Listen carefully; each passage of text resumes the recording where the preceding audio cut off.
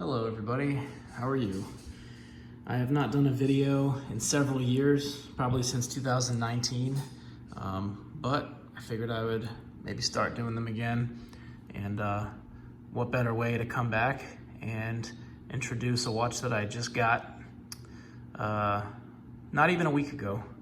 Brand new from the AD is this quote unquote Rootbeer Rolex. It's the reference CHNR, I believe, is the reference.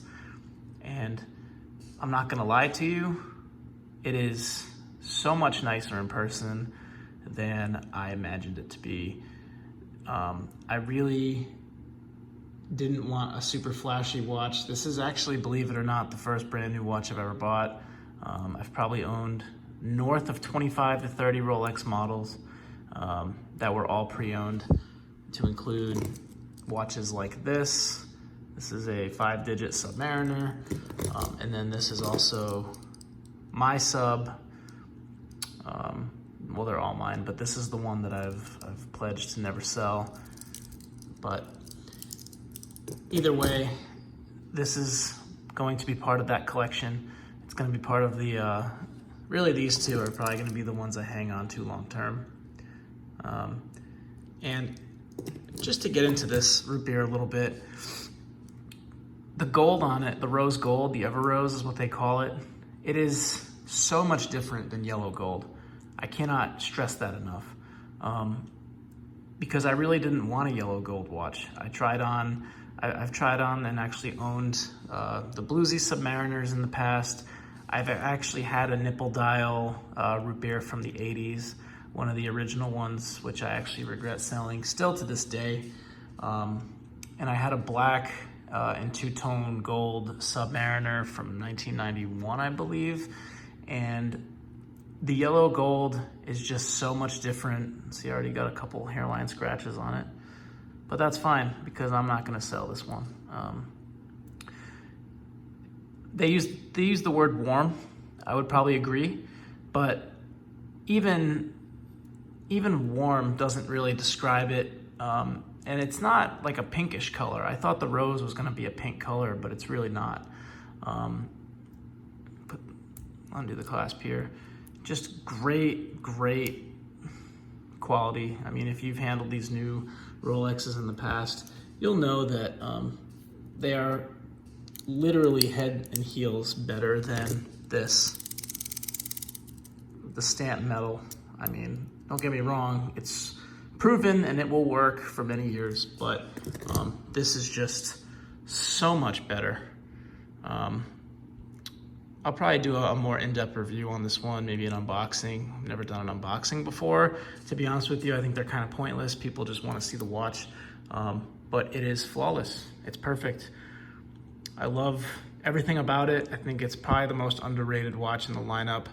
And for my first brand new purchase, I really couldn't be happier. So I am in the Air Force. I do a little bit of traveling here and there.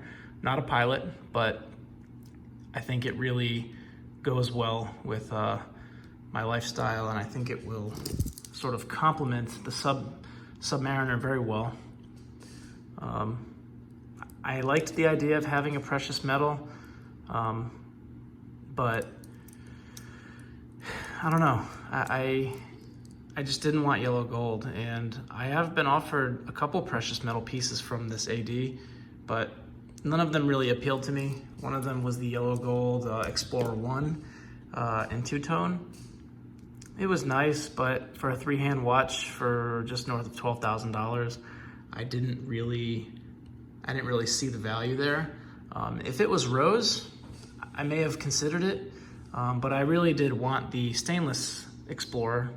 At any rate, when I actually inquired about this one, not even a month ago, it was probably about 3.5 weeks ago, I hit them up. And mind you, I've been trying to buy a watch from this dealer for almost 2.5 years. It started with the Pepsi, and then it moved on to the new Explorer 1. And when that came out, at one point I tried to maybe buy a Hulk. You know, this is before they went discontinued, but at any rate, they were never really able to offer me a stainless because, mind you, I just want to throw this out there.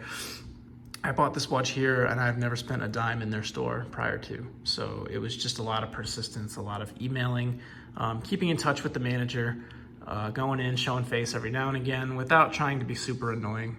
But yeah, super happy with it. I want to make more videos soon. I'm currently in process of moving from Omaha to Georgia.